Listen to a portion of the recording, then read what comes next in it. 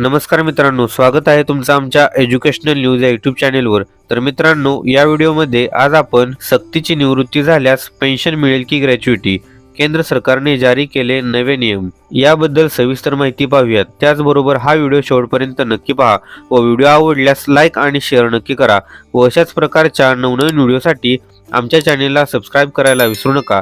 चला तर मग व्हिडिओला सुरुवात करूयात। तर यामध्ये सक्तीची निवृत्ती झाल्यास पेन्शन मिळेल की ग्रॅच्युइटी, केंद्र सरकारने जारी केले नवे नियम। केंद्र सरकारने केंद्रीय सरकारी कर्मचाऱ्यांसाठी कंपल्सरी रिटायरमेंट सक्तीची निवृत्ती संदर्भात महत्त्वपूर्ण मार्गदर्शक सूचना जारी केल्या आहेत। Central civil services pension rules 2021 मधील रूल 44 अंतर्गत सक्तीची निवृत्ती झाल्यानंतर कर्मचाऱ्यांना पेन्शन किंवा ग्रॅच्युइटी कशी मिळेल याबाबत सरकारने स्पष्टता दिली आहे। सक्तीची निवृत्ती झाल्यास पेन्शन कशी मिळेल? सरकारच्या नियमानुसार जर एखाद्या कर्मचाऱ्याने किमान 10 वर्षांची पात्र सेवा पूर्ण केली असेल तर सक्तीची निवृत्ती झाल्यानंतर त्याला कंपल्सरी रिटायरमेंट पेन्शन मिळू शकते। पेन्शन ही सुपर ॲन्युएशन पेन्शनच्या ठराविक भागावर आधारित असेल। अंतिम पेन्शनची रक्कम सक्षम प्राधिकरण सेवा काळाचा विचार करून निश्चित करेल। सेवा काळ जितका अधिक तितकी पेन्शन मिळण्याची शक्यता जास्त। 10 वर्षांपेक्षा कमी सेवा असल्यास काय?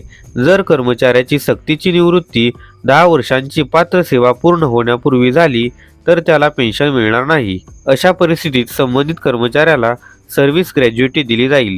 ही ग्रॅच्युइटी ही नियमानुसार निश्चित केली जाईल आणि अंतिम मंजुरी सक्षम प्राधिकरणाकडूनच दिली जाईल। मंत्रालये आणि विभागांना सरकारचे निर्देश। केंद्र सरकारने सर्व मंत्रालये आणि विभागांना पुढील सूचना दिल्या आहेत। रूल 44 ची माहिती सर्व कर्मचाऱ्यांपर्यंत पोहोचवावी। 10 वर्षांची सेवा पूर्ण होण्याच्या टप्प्यावर असलेल्या कर्मचाऱ्यांनी वेळेत पेन्शन अधिकाऱ्यांचा सल्ला घ्यावा। नियमांबाबत कोणताही गैरसमज राहू नये याची खात्री करावी। कर्मचाऱ्यांसाठी याचा अर्थ काय?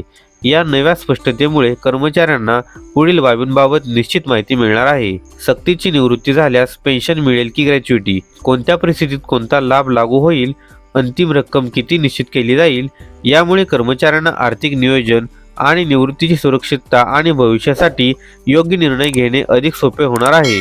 टिप: हा नियम केंद्रीय सरकारी कर्मचाऱ्यांसाठी लागू असून प्रत्येक प्रकरणात अंतिम निर्णय संबंधित सक्षम प्राधिकरणाकडून नियमानुसार घेतला जातो।